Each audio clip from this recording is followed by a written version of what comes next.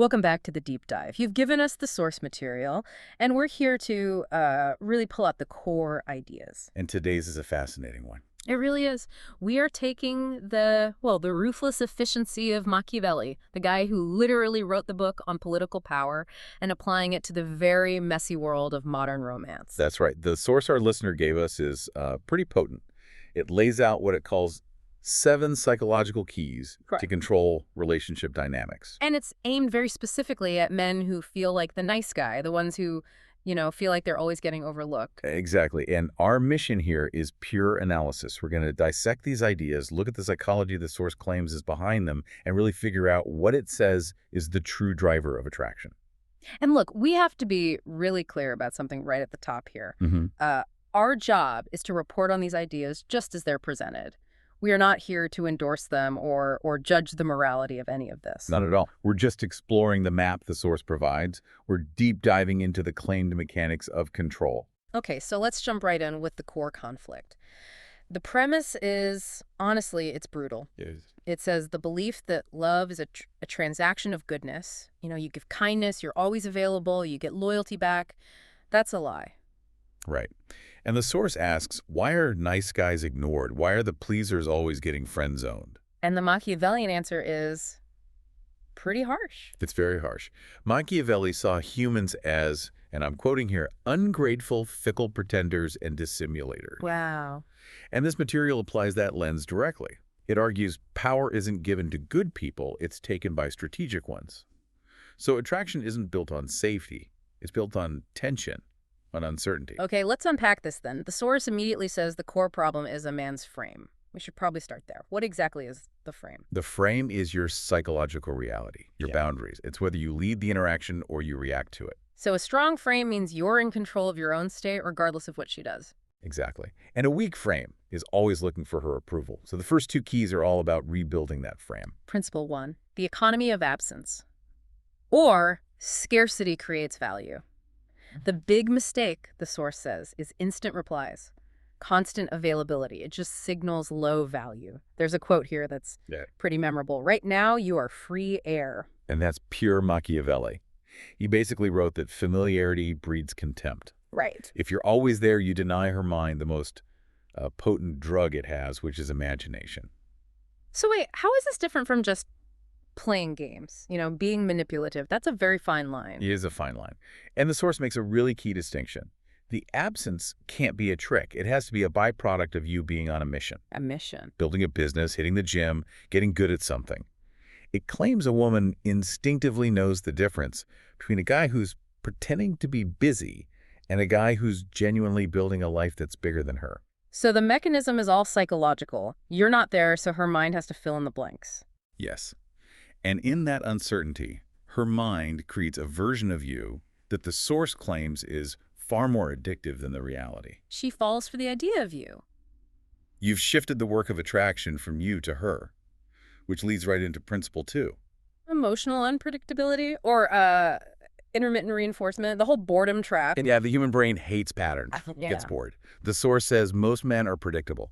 Predictably nice, predictably angry.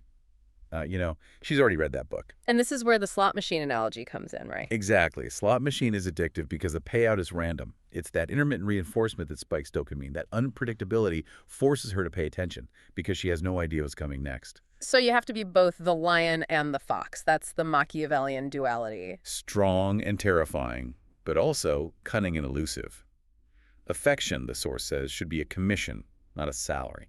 A commission, not a salary. I like that. If it's just expected, it has no value. Precisely. Yeah. And the end goal here is to stop being an emotional mirror. Happy when she's happy, sad when she's sad. You have to be your own weather system, calm when she's chaotic. And that disrupts her sense of control. It makes her seek out your validation, your grounded state. This is where it starts to get really interesting. The next 2 principles are all about internal self-perception. How you see yourself and how you interact with her ego. Okay, principle 3, the mirror of Narcissus, a validation strategy. This one is really counterintuitive. It says most men try to impress a woman by bragging, about their job, their car. Which just screams insecurity. It's like, please, please look at me. Right. But Machiavelli knew the way to control people isn't to talk about yourself. It's to show them what they want to see. You make them the main character. So you become the mirror. Exactly. You talk less. You listen with, and I love this phrase, predatory intensity. Predatory intensity. You ask questions that get past the surface stuff. What are you actually afraid of? You're speaking to her shadow self. And that creates this feeling of destiny. Like you're the only one who really sees her. And that's the trap. Because you hold the mirror. You can choose when to show her that amazing reflection and when to put it down. So when you withdraw that intense validation, She gets addicted to it. She'll chase that reflection of herself she saw in your eyes. And the source is clear. Don't just flatter her beauty. Validate her effort, her darkness, the parts she hides. that becomes a chain stronger than steel. Wow. Okay, let's go to principle 4. Destroy the pedestal. Ah, yes, the pedestal effect. I think pretty much everyone has done this. You meet someone amazing and you just put them up there. And the source is absolutely ruthless about why this fails. Yeah. It's an analogy. If you treat her like a celebrity, she has no choice but to treat you like a fan. And fans are just spectators. They're not in the game. Right. And again, the Machiavellian prince has to see the world as it is, not as he wishes it was. So see her as human. Flaws, bad habits, all of it. Yes. Because putting her on a pedestal signals you're inferior, you're beneath her. The solution is to destroy it. Look at her with level eyes. Which means being willing to disagree with her, to challenge her. To call her out on her bad behavior if you have to. And it's not about being a jerk. It's about having the courage to risk her disapproval. And for a woman who's used to men just agreeing with everything she says, The man who calmly says, I think you're wrong about that, it's a shock to the system. it shows you're not intimidated. And you value your own truth more than her approval. That's the huge internal shift. You have to stop thinking, I hope she likes me, and start asking, you know what?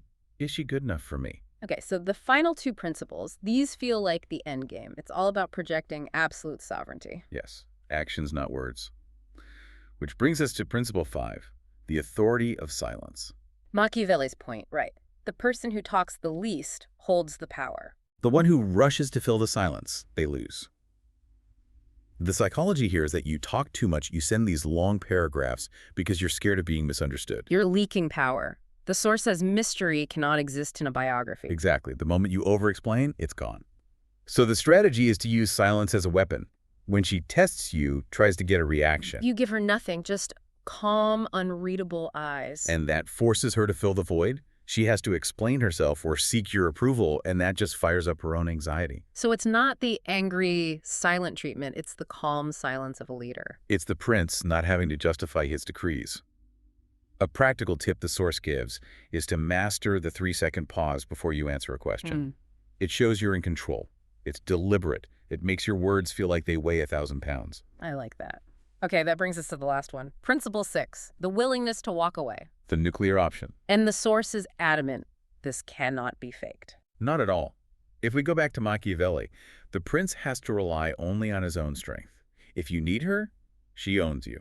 It's that simple. But most guys are negotiating from weakness because they're terrified of being alone. They tolerate things they shouldn't.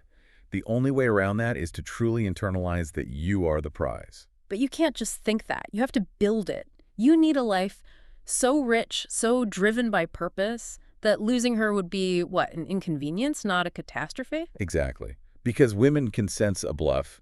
They just know. And there's a great analogy in the source about boundaries. Right, the stone walls. Yeah. If your no doesn't really mean no, if your walls are made of paper, she feels unsafe.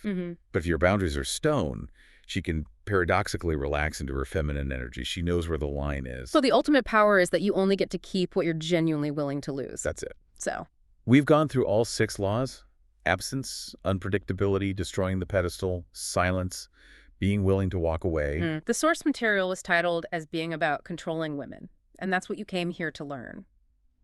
But when you look at the pattern of all 6, there's a massive twist. There is. And it's the most important insight of the whole thing. None of these strategies are actually about controlling another person. Not really, no. They are all, every single one, about controlling yourself Yeah. with absolute tyranny. The source argues that failure comes from being a slave to your own impulses, your neediness, your fear of being alone, your lust. All of it. So all? when you conquer those internal slaves, when you become your own source of validation, A man who doesn't need anything from her. You become a black hole of gravity. That's the term it Yeah, uses. she doesn't submit to your anger or your force. She submits to your order, to your peace. Control isn't about grabbing on tighter. It's about stilling the mind.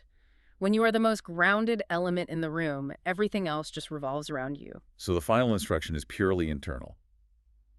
Kill the nice guy. Birth the prince.